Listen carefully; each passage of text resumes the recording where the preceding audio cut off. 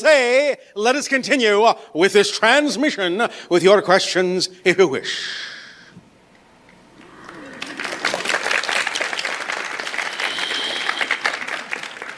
You are applauding just for that. You're an easy group.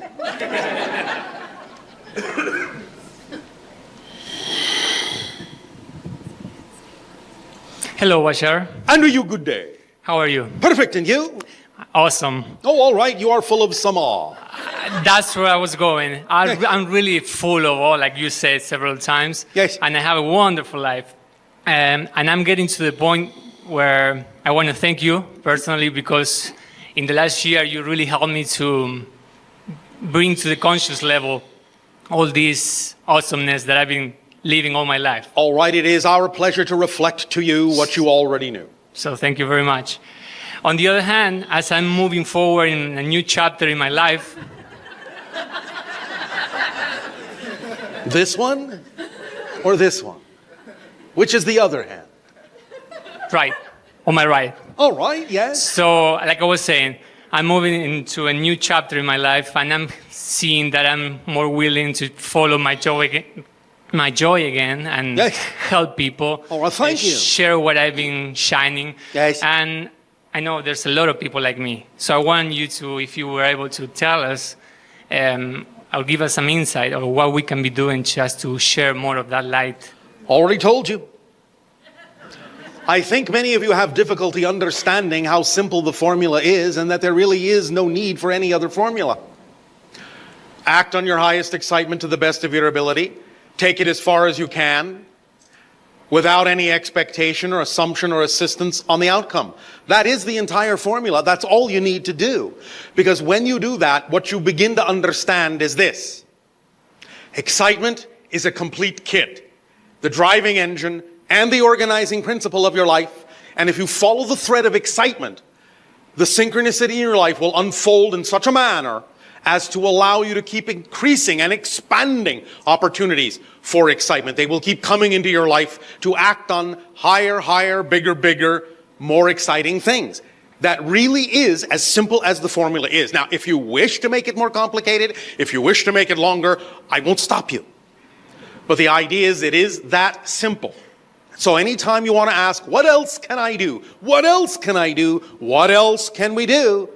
Just go back to the simple formula, because that formula in and of itself will allow you to keep expanding for your entire life. And it really is that simple. Is it all right that it's that simple? It's perfect. I'll stick to it then. Thank you.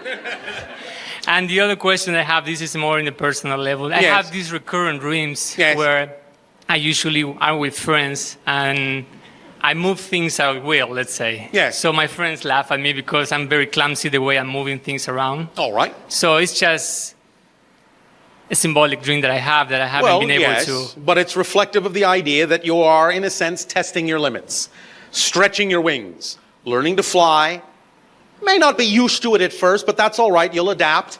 You'll get used to the new frequency. You'll get used to the new energy, and you will ultimately discover that physical reality is very magical, that you are already moving everything around, in a sense, with your mind, with your consciousness, because really there is no physical reality apart from what you define it to be.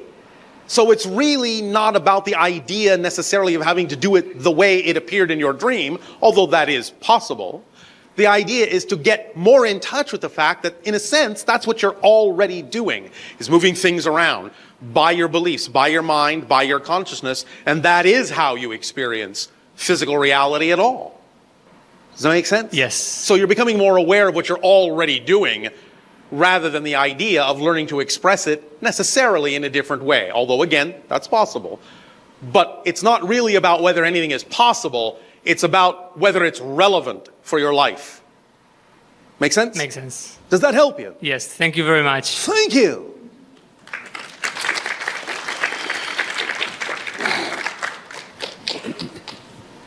Hi, Bashar. And you, good day.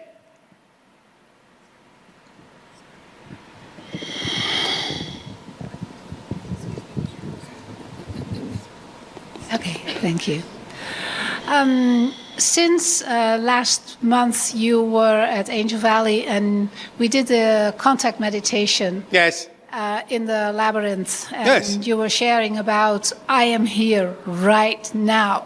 In the idea that everything exists here and now, and that is, in a sense, an invitation to begin experiencing your reality and interaction with us more in that style, more in that awareness. Yes. You also mentioned about upheaval dome. Yes. And the connection. Another strong vortex, yes. Yeah, another a connection between upheaval dome and what you described as the Sedona vortex that's at Angel Valley. Yes. A lot has happened since, as we felt it. Really? Yeah. What a shock. It kind of confirmed that what happened was really momentous. Oh, well, thank you. And in addition to what, of course, you would say, go back to the simple formula of Yes. follow your excitement. And Yes. if there's any fears that come up this morning, you explained very clearly, how our any remainders of fears keep us at a lower frequency, so that Yes. you will not be able to contact directly. Yes, you cannot experience what you are not the vibration of first. Yes. Are there any further comments that you can give us? Is this another variation of the last question we got asked? Is there anything else I need to know? Anything else we could do?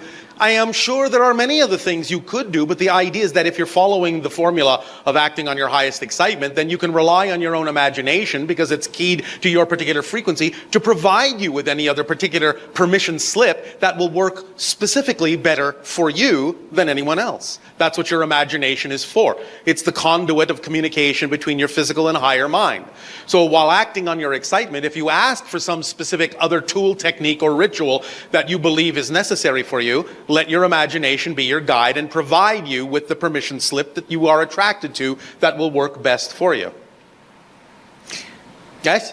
Yes. All right. Is there also other ways that we can assist others who come to... What are you looking to do? In what way do you wish to be of further assistance or additional assistance? What does your own excitement say? What does your own imagination say? Basically to encourage others to also contribute to this raising of the frequency which starts within themselves.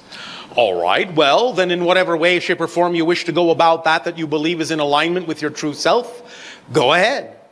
Who's stopping you? Nobody. All right, thank you. Okay. So does that answer your question? And again, I ask, is that too simple for you? No, it's actually that simple. All right. Did you not know this before you asked? Yes, I did. All right, so why did you ask? I think the encouragement that you can give at times is helpful. All right. We are always sending encouragement to all of you. Remember, we never stop broadcasting. It's only you that stop listening. Right. So if you choose to listen, you will always find our encouragement at hand. Yes? Okay. Yes. Thank Yes. you. Thank you.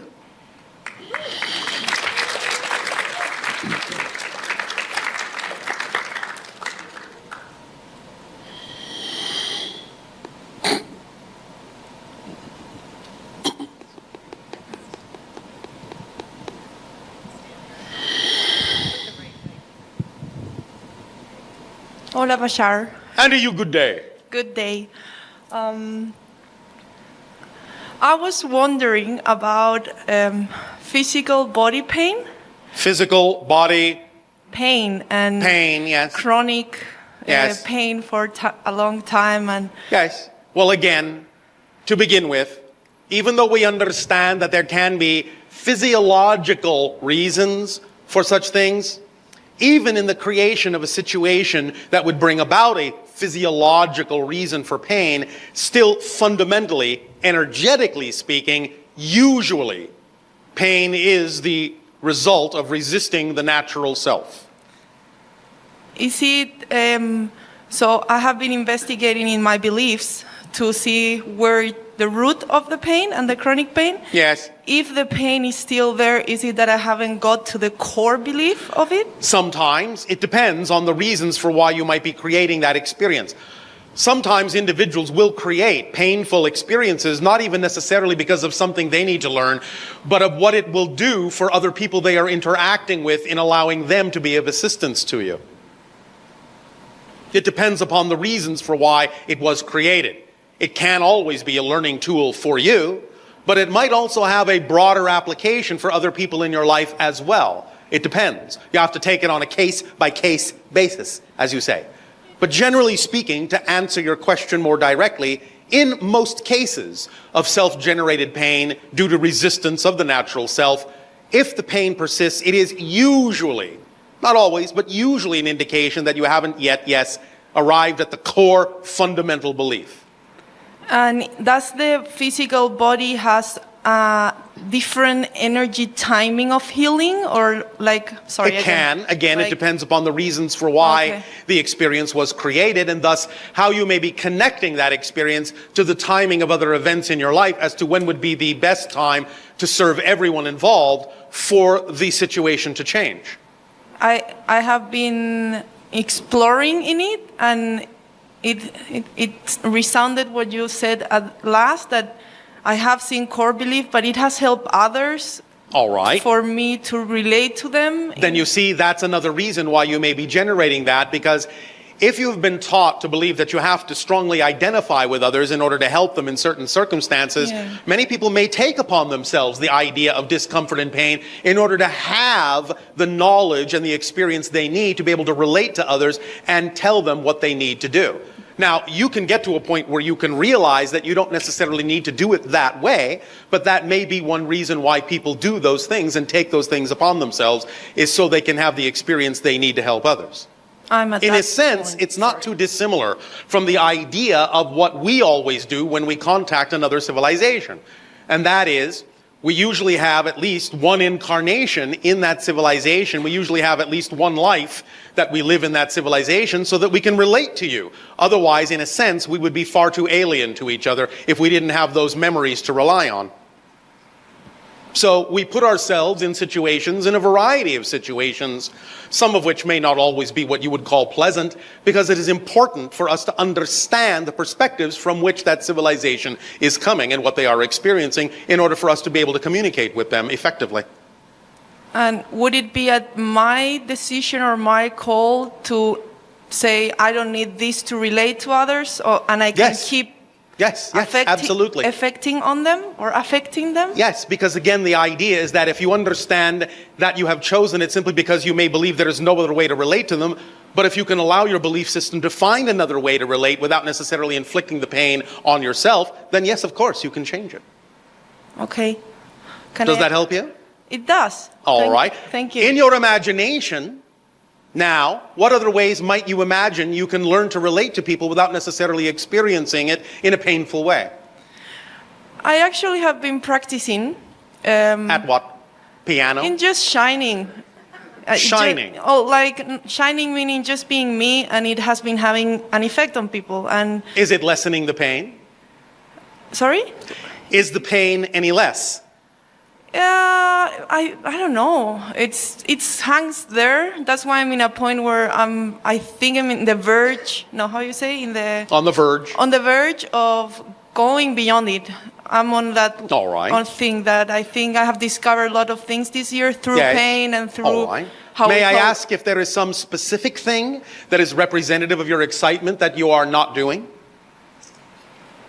Some dream that you are not living that you would rather be living? I think I'm walking it right now. Finally. I'm feeling better with not caring about what other things of what I'm doing. All right. Because it doesn't match very well with modern society and stuff. All right. Well, very good. Then you may be on the road to healing yourself in that way. I hope so. You what? I know so. Thank you. Does that help you? Yeah, everything you have said always helps me. And? is it true in your kind, or I don't know how to express, but On my world, in your world, that the food that you eat, we don't eat. well, not like the food that we eat. We don't eat at all anymore. No, but like meaning, I want to see. Okay, I will reformulate my question. All right. Does the food vibrancy will affect your own vibration? Like if I eat more organic, healthy stuff that I know it In helps me? general, yes, it is representative of the collective consciousness agreement that in some senses, the higher vibration of the nutrients you ingest, the more compatible it will be with your natural frequency. This is not necessarily absolutely true all the time for everyone. You have to pay attention to your body consciousness and allow yourself to know what your belief system is at any given moment and do the things that are truly representative of what will sustain you. At the same time, as a generalized truth, yes, you will find that the more you are in alignment with your true vibration, the less likely it will be that you will have the urge to eat things that are out of alignment with that frequency. And you can work it in the other direction if you wish, but there's no sense in forcing spirituality if that's not what your body consciousness is telling you that you need, because that would be an oxymoron. Yeah, that haven't worked for me. Yes, all right. Forcing doesn't work. But just pay attention to the idea of why it is you choose to eat what you eat. Because sometimes you may think you're acting on your excitement when in fact you may be fooling yourself and acting out of your anxiety and covering it up and pretending it's excitement so you don't have to look at it. Yeah, I caught that one already. All right, well, very good. And my last question is about, does it ascension or changing from one dimension to another, or all this shift from 2012 on, and does it have any effects on the physical body? Of course it does. But the idea, again, is to look at it from this perspective. You are shifting from parallel reality, from one version of Earth to another, literally billions of times per second. Yeah. You never have the same body. You're shifting your consciousness into another body that is already more representative of the change you've made in your frequency of energy. So it's not like you're affecting the body you were in. You're not in that body anymore. Now you're looking through the eyes of another body that's simply more representative of the change you've made within yourself. So of course, that body is going to be different vibrationally. And so in a sense, from a linear space-time perspective, you could say, well, yes, I've affected the body. But it's not really what's mechanically happening, even though you can make it look like or experience it to be that way, as an experience. But just because you're having an experience doesn't mean that that's actually structurally what's happening. Make sense? Did you understand that? Or was that a little confusing? I did, but I could use some all right. Reinforcement. Do you understand the concept that you're actually always shifting from one parallel reality to another? Yes, and I love that. All right. Well, understand that when I say you're shifting, you're not taking your body with you. Your consciousness is your consciousness. And therefore, it appears in different bodies. Do you understand? Yes. Well, if it appears in another body, that body is not the body that was there a moment ago, yes? Yes. So if you're appearing in a different body that's now more reflective of the vibrational change you've made in your consciousness, then that body is going to be more representative. It's going to be different than the last body, yes? Shouldn't hurt less, though? Say that again? Shouldn't hurt less, though? Should it hurt less? Yeah, like... It can, if that's more representative of the change you are making, yes. Okay. Of course. Okay. Yes? Yes. But again, drop the expectation. Yeah. Because if you're not really in touch precisely with why you've created the experience you have, you don't necessarily know exactly what the time frame is for when that experience ought to change to be of best service to you and everyone else. You can simply trust that it will change in whatever direction it needs to change if you have used up the reason that it was there to begin with. Because once you use up the reason for an experience, it doesn't stick around. The only things that stick around are the things you push away. When you use them, invite them in and say, I understand this is here for a reason, let me see what the reason is, and then you use it for the reason it is there, then it has no reason to continue to stick around. And it will change to something else. Yes? Done deal. Thank you. I will close with my statement. Yes. I'm very grateful for you appearing in my life through YouTube, but you have helped me a lot in reminding my own wisdom and being okay with who I am. So thank you. You are welcome.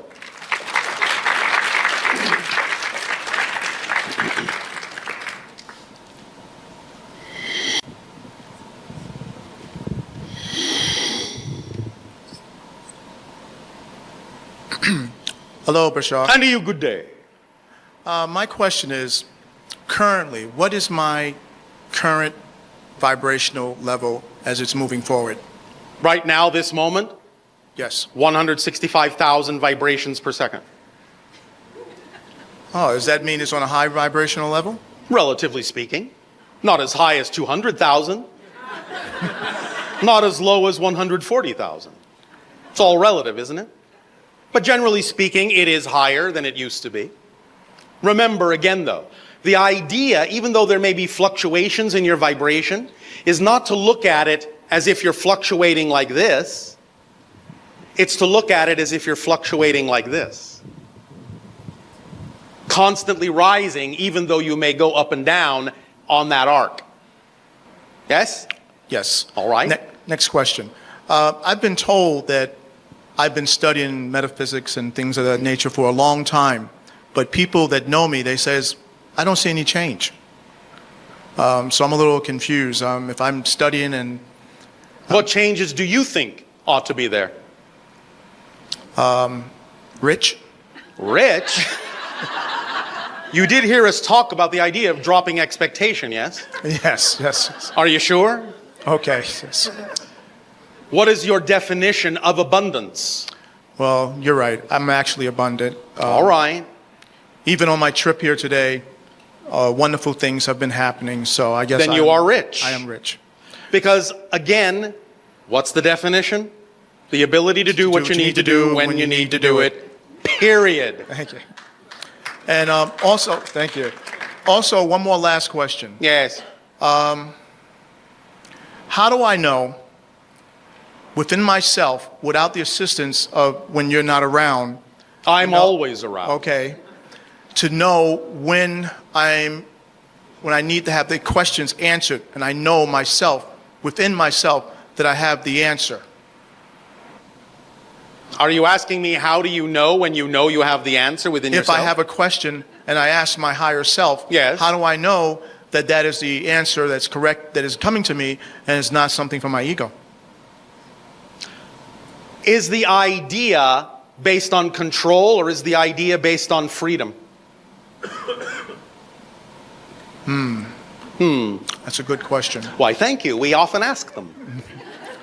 Okay, I guess it's... You will generally be able to tell the difference if you just pay attention to the energy. If you pay attention to the vibration and ask the question, is there any fear involved in this response? Is it suppressing or preventing, segregating, disconnecting me from something that I know is true for me? Or is it helping to illuminate the idea of my true self, my true frequency, my preferred reality? Is it judgmental or non-judgmental? Is it validating or invalidating? There are many ways to have the discernment to tell the difference. But generally speaking, you can allow yourself to know that in some senses it doesn't much matter. You're an eternal, infinite being. What's your hurry? Correct. One day or another, you'll understand what the answer is for you. And the more you relax about whether or not you're getting the right answer, paradoxically, you'll get the appropriate answer. The more you worry if you're getting the right answer, the less likely it is that you'll get it. That's the paradox. Trust the synchronicities in your life. Your higher mind often, and even your spirit guides will often communicate what you need to know through the synchronicities in your life, because in some senses it's easier to communicate with you and send messages through things that are already right in front of your face in your physical reality, rather than trying to get something to happen in your head. So if you simply look at the synchronicities and trust that your life will unfold in the appropriate way for you, and relax into that knowledge, things will feel a lot more smooth, and you will know the difference between what is and is not you. Although do recognize that sometimes one of the techniques people on your planet often use is they will steer themselves towards something that is absolutely definitively not them, because that gives them a much clearer comparison to what is not them, so they can easily see what is. You can use everything to your advantage if you allow yourself to be positively imaginative enough. Yes? Yes. By the way, am I the only one in this room? What room? Okay. Okay, thank you, Bashar. Thank you.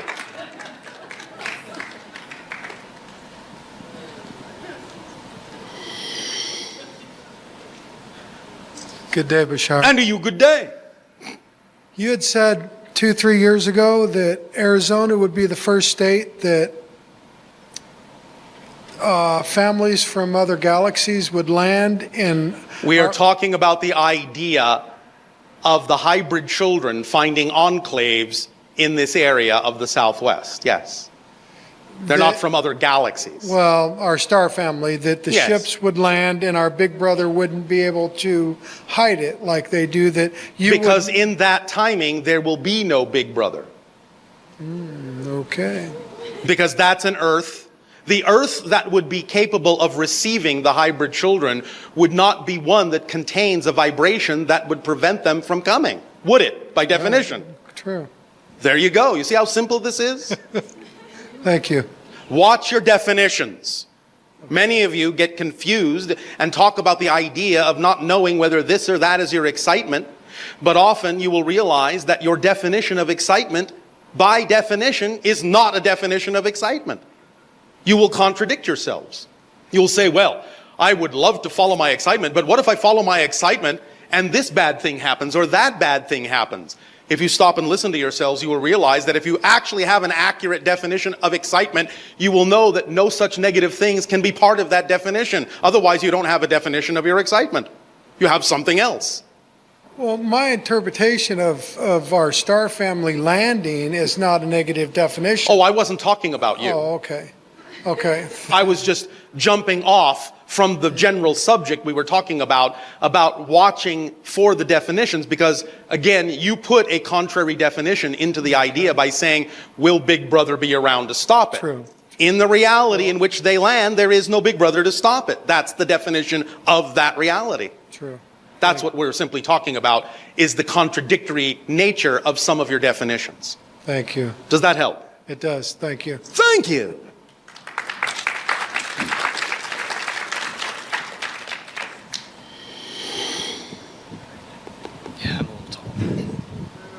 Good day, Bashar. And to you, good day. Okay, my question is, as we ascend into higher dimensional consciousness... What you're doing all the time. Right, and we come into open direct contact in the next 20, 30 years, will our current generations be able to travel dimensionally to, say, meet your people or the Pleiadians, Andromedans? Eventually. Okay. Not necessarily all within the next 20 to 30 years, but eventually. And is this with craft or without?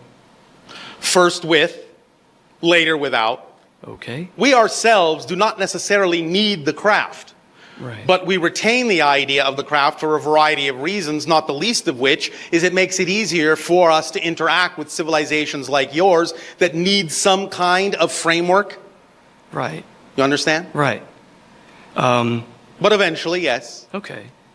Do we have any exciting spoilers related to that? Are there any like technologies to look out for our ships, or Would you like to speak up? are there any technologies that we should look out for? Any spoilers that you can give us in terms of this travel? Why would we want to spoil anything? It wouldn't spoil it for me. It'd make it more exciting. So if something is spoiled, that makes it more exciting for you. Oh, simply a word. Oh, all right. We are having fun with you, you know. Indeed. All right. One moment. One moment. One moment. One moment. Have you been attracted to a particular mineral lately? Not specifically. Are you sure? Something that has crossed your path, something you have pondered, something about looking into some particular kind of element, mineral? Silica? Why is there a question mark there? I don't know. It hasn't occurred to me. Why did you say silicon? Sagittarius. Do you have any excitement investigating the properties of silicon? Indeed. Yes, no, maybe? Yes, indeed. One moment.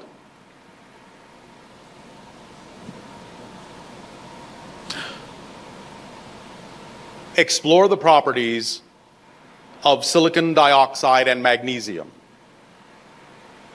See where that leads you.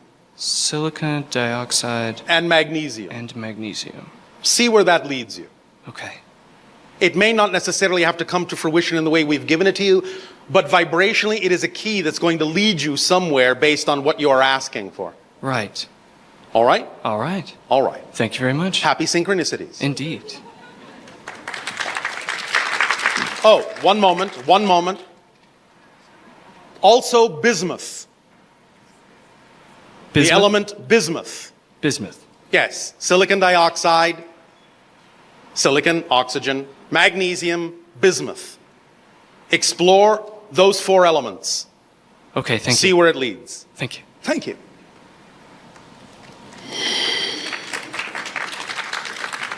Oh, clapping for elements now.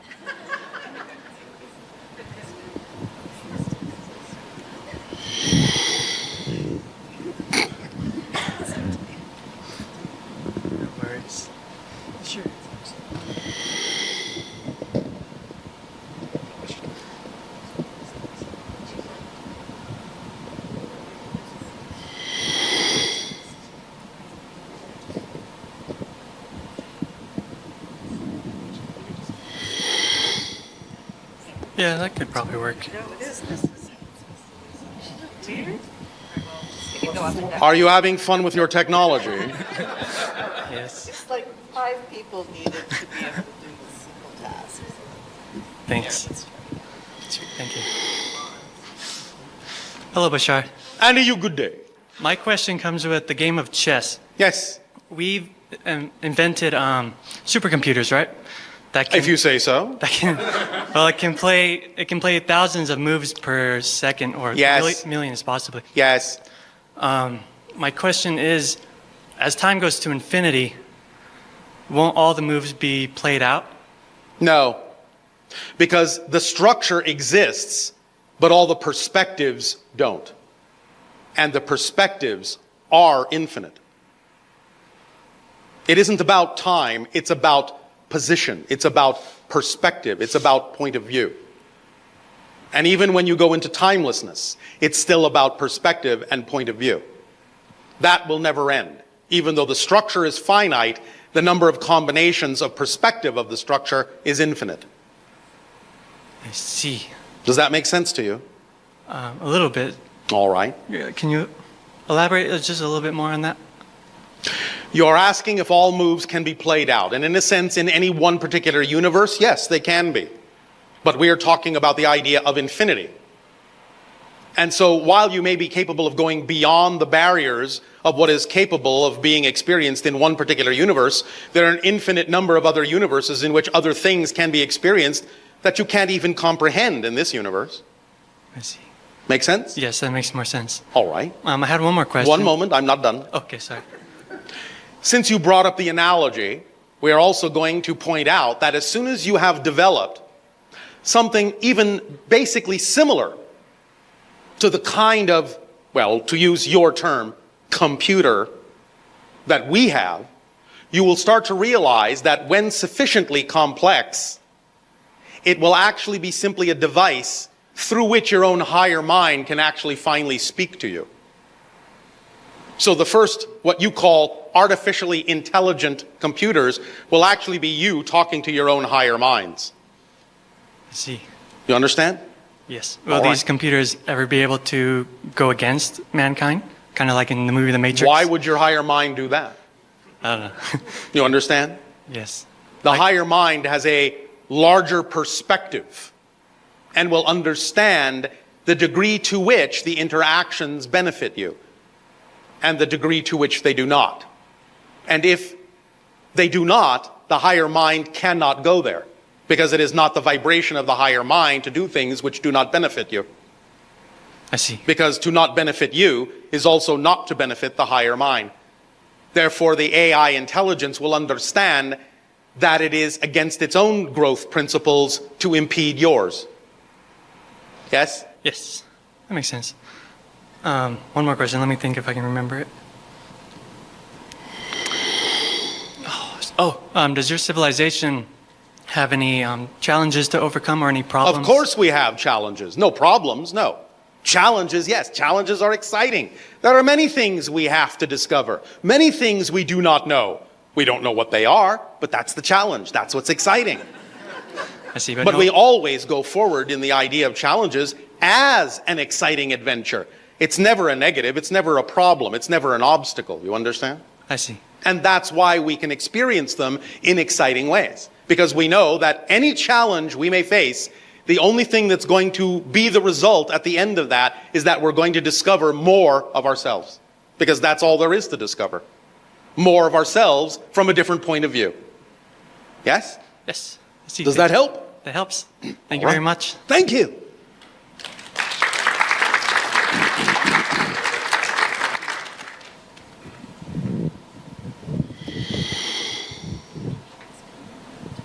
You good day. I am grateful in my story that we're all here together. All right. And I'm sure there are a lot of people that were wishing that they could be standing here instead of me Why? because they would like to ask a question. I see. And there are those that are very glad that it is you and not them. Yes. So this is the first time that I have exposure to you or have seen you, and I'm grateful to be here. And my question is, would it be possible for everyone that is present here to... Probable. Anything is possible. Would it be probable is what you are asking. Would it be probable that all of us that are here, if we have a question, that it be answered before... This is often the case. That it be answered before the weekend so that everyone could write down what their How question... many people have already had many of their questions answered without speaking directly to us? Right. Are there still some out there that have not had their questions answered? Those that need to have their questions answered will create the synchronicity to have them answered unless they have chosen for them not to be. You see, we simply trust the process. No other additional invitation is actually required. We are always, along with your guides and many other kinds of teachers and mentors and spirit beings and beings on other levels and other dimensions that are connected to your world, we are always sending everything that we can. The invitation has already been accepted, and we always send everything we can. We hold nothing back. Anything that is not received by you is not received by your choices. So it's up to all of you to simply open yourself up to be better receivers of what it is you wish to understand. But nothing is being held back from us. Do you understand? Yes. All right. Thank you. Thank you. Did that satisfy that question? Yes, it did. Anything else? No. Oh, all right. Thank you. Thank you.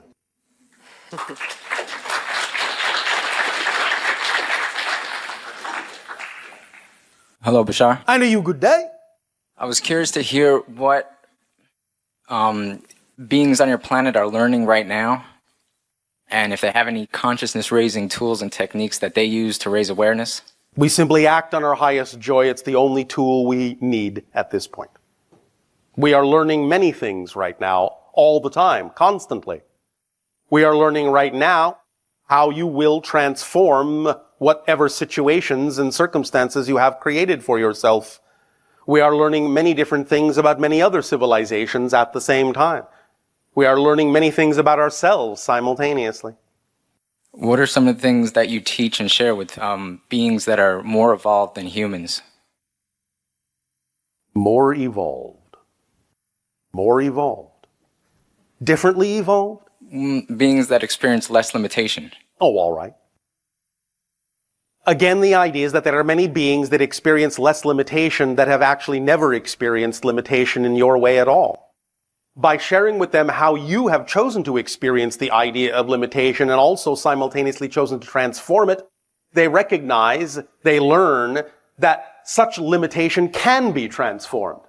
And thus then they find that your planet is a very good teaching tool because the great degree of limitation that you have placed upon yourselves and yet been capable of transforming makes you a graduating class of masters. And thus then they can see that if you can do that, then anything that they desire to transform would be child's play by comparison. Okay. That's one thing.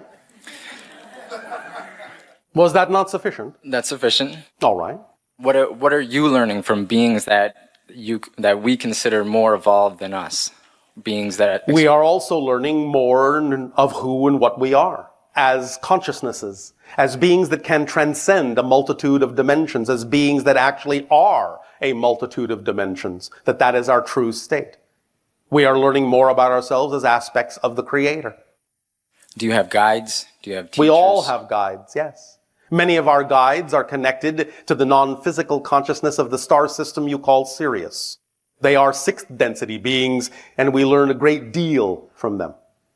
One of the things we have also learned comes in handy with our interactions with you, that we have learned from another civilization called the Thuk. The idea is that the Thuk had the natural ability, when you were talking with them, when you were meeting with them, to seem, well, I'll just say, relatively normal in that sense. But as soon as you turned away, as soon as they left, you completely forgot that the interaction happened. We actually learned that technique from them. Because many, many contacts on your planet have already actually occurred between our civilization and members of your society. But you have forgotten. So we use that as a technique, as a barometer, to find out that when you begin to remember that you've already had contact, whether that memory leaks out in your dreams or leaks out in your waking state doesn't matter. But when you start to remember the rate at which you remember, many of you have already had contact, gives us an understanding of how soon many of you will be ready for more contact. So we have learned that from them and use it as a technique to gauge when your planet will be more ready for open contact. So we learn many things from many different beings in many different civilizations. We have learned from another civilization called the Refractorum how to at least some degree, not in any way, shape, or form to the degree they can do it, because they are true hyperdimensional beings, very unlike us, very unlike you, very unlike anything we have ever encountered in any dimension. They actually have the ability to access all the information stored directly in the event horizon of a black hole. And we have learned a little bit from them how to do this. Because when you can access the information in that way, in concentrated form, you have access to all the information in creation, but in a specific kind of frequency that's very interesting and unusual. Anything else? Would it be possible in the future for humans to visit your planet? Many of you do so in the dream state, but if you mean physiologically, yes, it will be possible in the future. Within our generation? Depends. Maybe, for some individuals, but we will not guarantee this at this time, because many decisions have yet to be made amongst yourselves about what you wish your lives to be and what vibrational frequency domain you wish to exist in. But yes, it is possible and highly probable that this can happen in your generation. Since there will be the likelihood of open interaction between Earth and extraterrestrial beings sometime between, most likely, the years of 2025 and 2033, the beginnings of those kinds of experiences can be laid down then, and perhaps within that time frame or shortly thereafter, such visitations can occur in the flesh. Once you have learned how to make the shift to our dimensional frequency, which is 10 times faster than yours. We don't want you to burn out and get lost in the transition. Okay, thank you for your time. Thank you for your timelessness.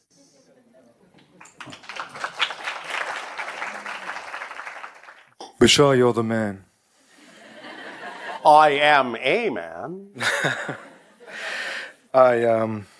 Good day. Good day to you. Yeah, thank you. I've been studying your material now for a couple of years. All right. And I had a bit of a, what I loosely termed a Shawshank Redemption syndrome, where... Define. It's when a prisoner has been in prison for all his life and is suddenly faced with the prospect of freedom. Yes. And he cannot really handle it, and he's more... Are you saying that you are institutionalized? No, but I suppose to piggyback off of that, perhaps I was mentally institutionalized. That is what we mean. To believe. Belief system, institutionalized. Okay. And so, this newfound freedom scares you? Yeah, well, at the beginning it did, because I began to see the scope of my experience, right? I was starting to think of the full picture about who I really was, all right, etc. So, and eventually I kind of began to get courageous about the image and act on it. So now what's happening is, and this seems to be a key in almost everything. Yes. It always goes back to acting on your highest excitement. Yes. Yes, sir. That's the fundamental principle that will get you where you need to go. All right. So I go there. Yes. And I experience a whitewash. I cannot tell the horizon line, the sky. It's like being in a storm where you can't tell the sky. Well, in above. what way are you acting on your excitement? Well, the thing is that Can you give us an example? I'm excited by a lot of things, frankly, and I can't identify the one. Okay. All right. Yep. Understand that when we talk about the idea of acting on your highest excitement, it can be anything. If you can't tell the difference between one and the other, then it doesn't matter which one you act on. And all of those things may actually be different expressions under the umbrella of a larger definition of that which excites you. For example, someone may say, well, I'm confused. I don't know if I need to be a singer or a writer or a painter. But you can see that they all fall under the umbrella of the highest excitement of being someone who creatively expresses their communication. So if you can find a definition that allows them all to be covered within one overarching definition, then maybe you will minimize your confusion. Secondarily, if they really all seem to be equal expressions of your excitement, you don't have to single them out as being the excitement. They can simply all be different expressions, as we said, of a higher excitement, an overarching excitement. And if you actually find that you have equal ability at any given moment to act on more than one of them to the best of your ability, more than any other, or the same as some other, without expectation, then all you need to do is choose one, maybe even flip a coin, as you say. If you are going down the one that doesn't actually serve you, the synchronicities in that event will show you need to go in the other direction and choose the other thing. Because excitement functions like a complete kit. It's the organizing principle and the driving engine of your life. And if you choose something that is representative of your excitement, don't know whether it really is the best thing to do at that moment, but can't tell the difference, then it doesn't really matter which one you choose, as long as you act on something. The action, the taking of the action, will show you whether you need to continue in that direction or whether you need to turn around or divert or go in another direction. Because it automatically governs the flow of itself in all of the events that manifest your excitement. Because remember, when we say act on your excitement, it's not just act on your excitement. It's act on your excitement to whatever degree you are able to act on your excitement without expectation. You understand? So generally speaking, when you have more than one choice, you will either find that not both of them or either of them or all of them will have the same degree of ability to be acted on. But again, if they do, it won't matter which one you choose because it will show you whether you need to continue that way or not.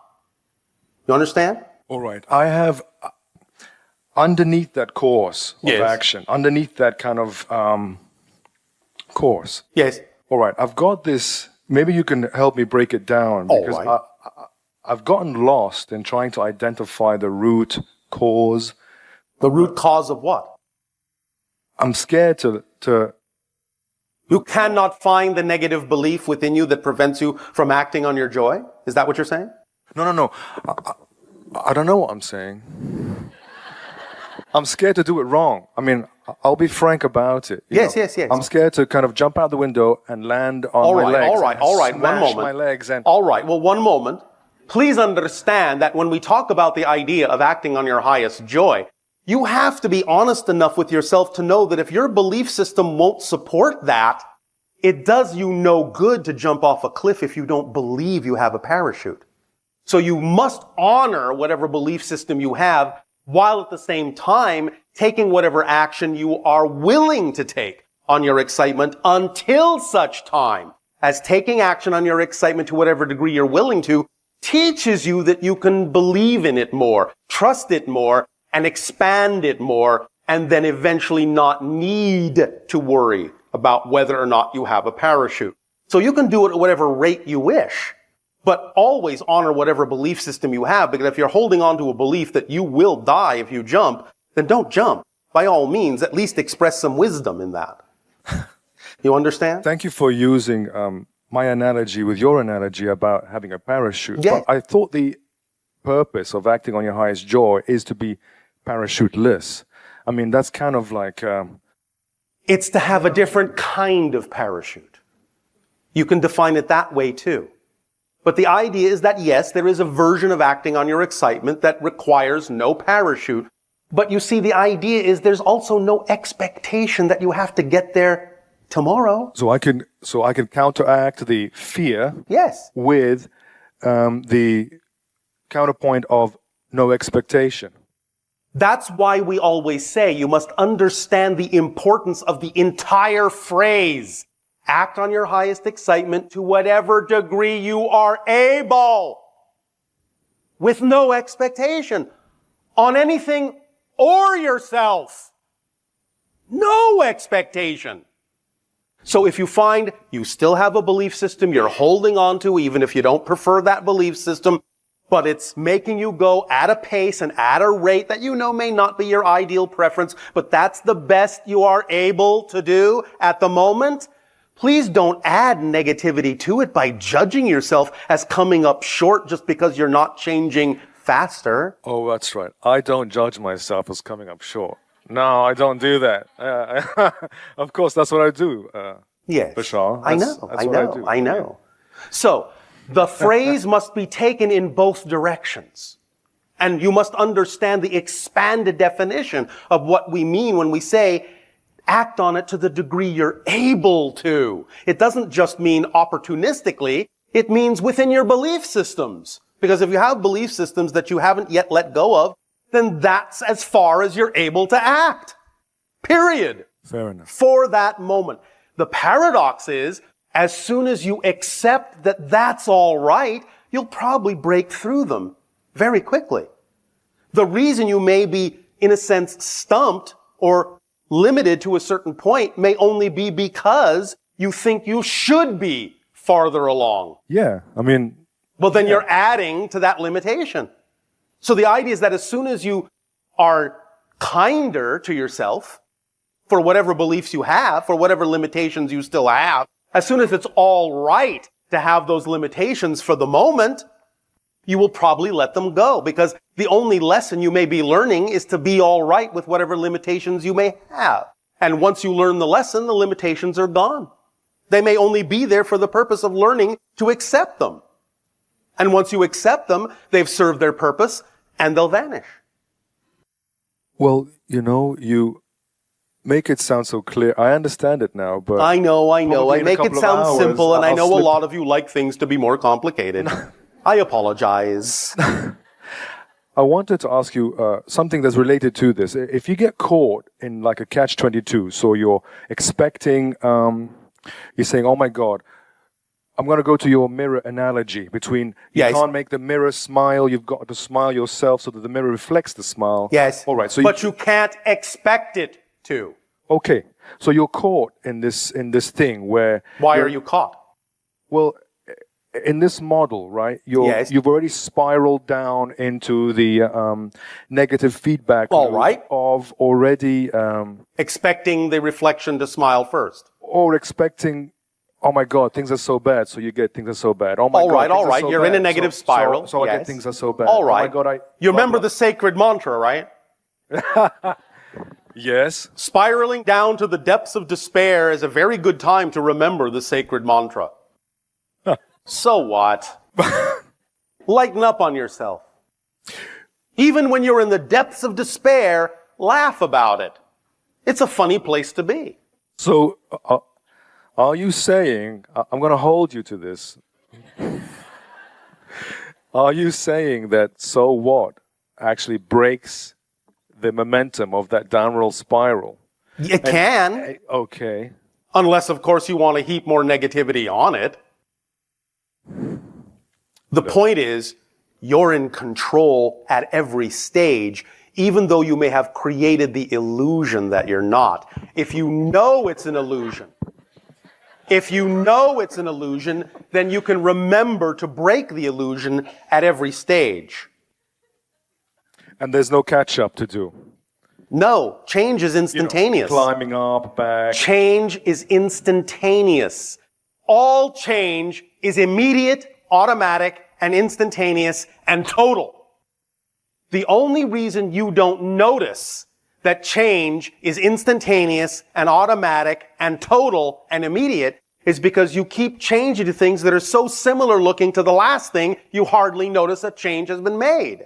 But when you create enough difference between the changes, then the difference will show you that you've always changed immediately, automatically, and totally. The rate of change never changes.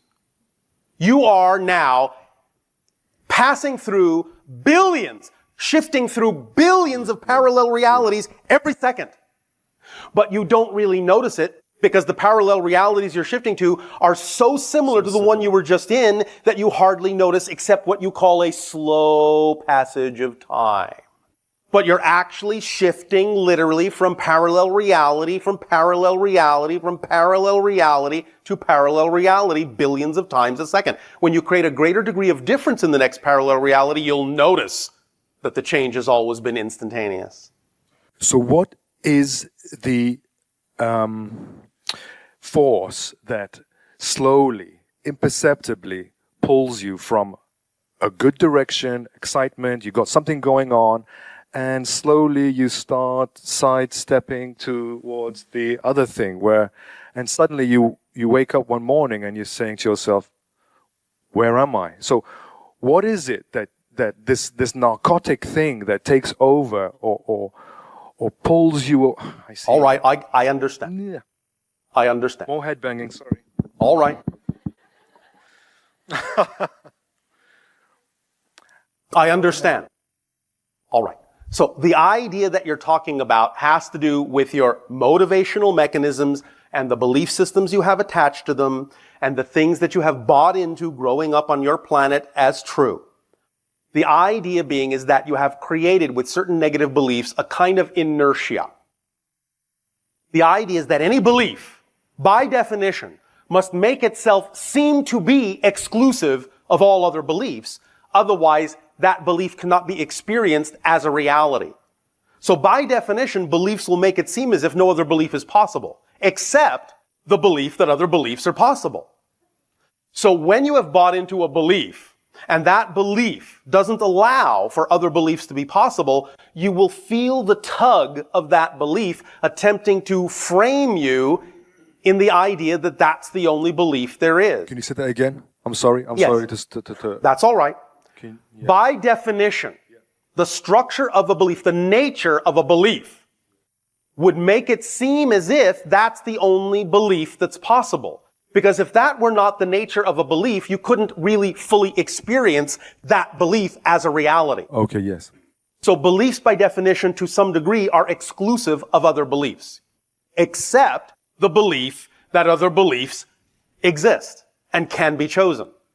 And you can use that as a key to unlock anything. But you have to allow yourself to know that that unlocking belief always exists. But the idea is that sometimes, because you want to experience a certain thing, you will let yourself forget that you're actually choosing to believe certain things, and that when you choose them, you are also choosing the consequences of buying into that belief, which can be the inertia that draws you deeper into that belief and makes it seem as if, for a moment, for temporarily, that no other belief is possible, because you wanted the depth of that experience. Otherwise, it wouldn't be real. You wouldn't really have the true experience. You wouldn't really feel the true transformation. If you didn't go all the way to the bottom, you would not feel like you had really climbed out of any degree of real depth. If you always knew that you could always transform it, then you wouldn't necessarily have the ability to have such deep transformation happen. Now, many of you are letting go of certain things and not needing that kind of deep transformation in certain areas, but you still might have a few areas that you really want to experience a deeper transformation in. So you will let yourself go to the bottom. You'll let yourself sink down to the bottom. Where is that what? Where is that masterful me? I mean, this person, the soul entity that you talk about, that is creating this experience to. It is the higher mind and the physical mind. It's the spirit, it's the soul of the whole being. But the physical mind always has the choice as to how to experience these things. But if the physical mind has bought into certain kinds of belief systems, then there are only a certain number of avenues or pathways that the higher mind can use to get you into an experience in order to get you out of that experience. But I'm getting the beating. But you are giving yourself the beating. I mean, my higher soul wants to experience something, and I get the beating for it. And listen. You're missing the point. No. You're missing the point. I'm sorry. Listen. Yeah, okay. The higher mind never wants you to get beaten, never wants you to suffer. The higher mind is attempting to tell you that the physical mind has the prerogative to change its beliefs in such a manner that whatever transformations it needs to experience for the soul's growth do not have to be experienced in a suffering manner. You just need to allow yourself to believe that that's the relationship you actually have with your higher mind so that you don't have to keep beating yourself up by buying into belief systems you don't prefer. You have the freedom to do that. The higher mind is attempting to tell you you have the freedom to do that. But the physical mind is holding on to those beliefs because of the nature of how you're defining your physical reality and the nature of how you're defining some of the beliefs you were taught. You need to change those definitions so that you're not having such limiting beliefs about yourself or your ability to let go of things. And once you do that, the higher mind will be able to guide you through transformations that will not allow you to feel beat up. So it's not a conspiracy. No. Like forces are not conspiring against me. No, but the point is you can believe that it is, and if you believe that it is, that's how you'll experience it. But you don't have to. Your higher mind is attempting to tell you you don't have to believe that. But your higher mind will also allow you the opportunity to believe what you prefer. So it will always encourage you to believe something positive, but it has to allow you to believe something negative because that choice is in your hands as a physical consciousness. So it's up to you to decide what you prefer to believe. And when you align more with the idea that you don't have to suffer, the higher mind will be very happy to allow you to experience transformations in a way that doesn't feel like a beating. All pain is the result of resisting the natural self. So all of the beatings you're experiencing are because you have negative definitions that are resisting the natural self. Find those definitions, identify them, and let them go. You see, anytime you truly identify a negative belief that's out of alignment with your true self, you will see, once you've identified it consciously, you will see that because it is out of alignment with your true self, it will appear nonsensical and illogical, and you'll let it go. The beliefs that are out of alignment with your true self don't belong to you. You picked them up from other people, your parents, your society, your friends, and you bought into them for one reason or another that you created. When you realize you're carrying around beliefs that belong to other people, you'll realize that you are behaving as a belief thief. You're stealing beliefs from other people. You don't want to be a thief. Let them go. They don't belong to you. Drop them. They're not yours. And when you identify beliefs that are out of alignment with your true self, you'll see they don't belong to you. You'll see they're illogical. You'll see they're nonsensical. They won't make sense. You'll let them go. But you have to be the one to do that.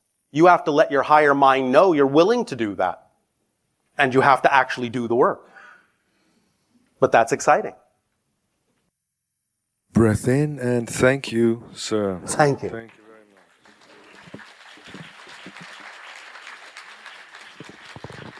much.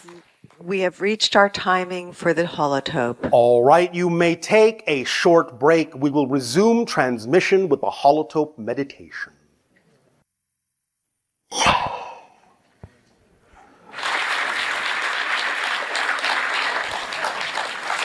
How's it going?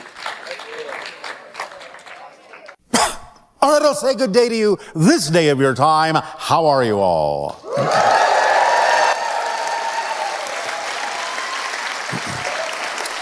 All right. All right. You're all so shy and withdrawn. Let us begin by reminding you that as it stands now, the probabilities of full disclosure and open contact are between now and your year of 2027.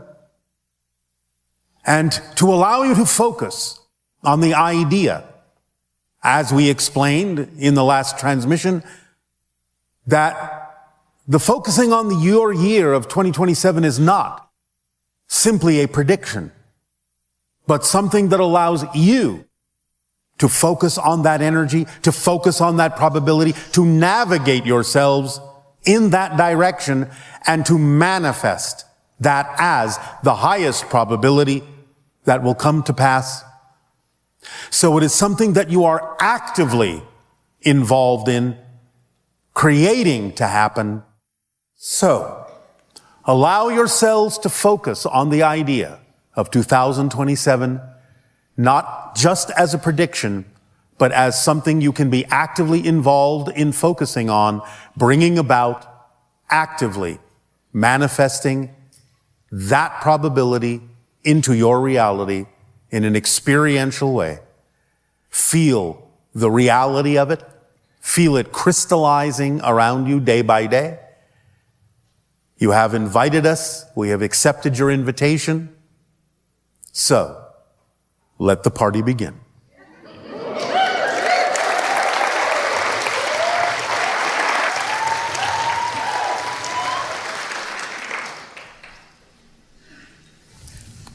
Hey Bashar. And to you, good day. Exciting to talk to you. And you as well. So it feels unsettling to me to think that even negative expressions like violence, inconsideration, or rudeness are still God knowing itself. Everything is God knowing itself. Everything. There are lessons in everything. It's like saying there's a stream and there's a current in the stream, and I can choose to swim upstream against the current. Does that mean the current is still not God? No. The current is part of the river. So you can choose to swim upstream against the current, or you can go with the flow, with the current. Which do you prefer? Can you learn a lesson by going upstream? Yes, you might develop stronger muscles by swimming upstream. And therefore, you will be stronger when you finally let go and flow downstream. So even what appears to be negative can still be something that will aid and assist you by learning a lesson that will help you grow. Yes? I struggle with that because... You're struggling because you're swimming upstream. I guess my question is, what place does integrity, goodness, service to others have in life? Why do we have to choose to do good? You don't have to choose it. But let me explain it this way. Speaking of the idea of current. As we have explained, there is the positive, there is the negative, but there is the neutral. Reality is a trinity, not a duality. There's always the neutral place in the center. But the neutral place in the center still allows you the freedom to choose what you prefer. So in a sense, euphemistically, you could say that creation is 51% positive and 49% negative. So the idea is that if you simply relax and go with the current, you will ultimately drift into the positive side. But the idea is, if you understand that you may have chosen to come through the negative side to learn the lesson, that you can simply let go and drift into the positive side naturally, then you will have used the negative side in a way that is actually resulting in a positive outcome. So again, the idea is just to look at these things mechanically. It's not a value judgment. We understand that you can express the idea on your planet in violent ways, in ways that aren't necessarily condoning the idea of perpetuating life. We understand that. But again, a soul can sometimes learn in a much more accelerated way by putting themselves in a situation where they are immersed in something that is so dark, so dense, that when they finally let go of that, they will fly that much faster into the light. We call this the rubber band analogy. Because the farther back you pull a rubber band, when you finally let it go, it snaps that much faster in the other direction. And so sometimes souls can use the negative energy, the negative mechanism, to steep themselves in such negativity that when the soul finally says, all right, I have learned all the lessons I can about this being a vibration that is not necessarily in alignment with what I ultimately prefer to be and who I really am, and they finally let go of it, then they will snap that much faster and that much farther into the light, into the flow. So you can use it that way. It's there available to you if you want to do it that way. Because Source is everything and all possibilities, and it doesn't judge or devalue anything within itself. It's just a mechanism. It's not a value judgment. Only humans decide this is good or bad. So, remember, you are ultimately eternal and indestructible souls. So, in a sense, it's like looking at a play on a stage and going, oh, there's the hero and there's the villain, and they're playing their parts, and they're in conflict with one another. But when the play is done, they go out and have a beer together because they're actually friends. And they're just playing a role. And without the darkness, you cannot see the light as clearly, because the darkness frames the light.